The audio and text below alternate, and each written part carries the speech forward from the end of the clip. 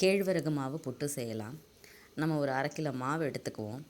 அதில் தேவையான அளவு உப்பு சேர்த்துக்கலாம். இப்போ தண்ணியை கொஞ்சம் கொஞ்சமாக தெளித்து பிசைஞ்சிக்கணும். நமக்கு இந்த மாவினுடைய பதம் எப்படி இருக்கணும்னா, பிடிச்சா கொழுக்கட்டை பதத்துக்கு வரணும், உதுத்து விட்டால் உதிரணும். இதுதான் அந்த மாவோட பதம். இந்த பதம் வர வரைக்கும் தண்ணியை தெளித்து தெளித்து பிசைஞ்சு எடுத்துக்குவோம்.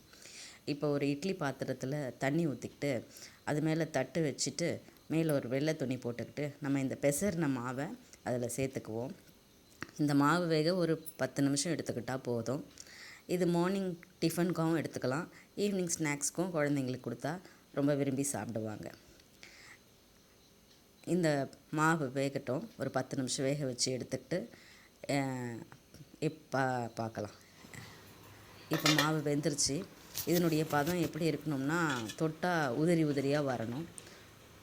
இதுதான் பதம், இதனுடைய பதம். இப்போ ஒரு தட்டில் 2ஆக பிரித்து எடுத்தாச்சு. ஒன்றுத்தில் வெள்ளை சக்கரை சேர்த்துருக்கேன், இன்னொன்றுத்தில் நாட்டு சக்கரை சேர்த்துருக்கேன். நாட்டு சக்கரை சேர்த்து குழந்தைங்களுக்கு கொடுங்க, அதுதான் ரொம்ப ஹெல்த்தியாக இருக்கும். இதை பெரியவங்களுக்கும் கொடுக்கலாம், அவங்களும் விரும்பி சாப்பிடுவாங்க நாட்டு சக்கரை சேர்த்தோம்னா.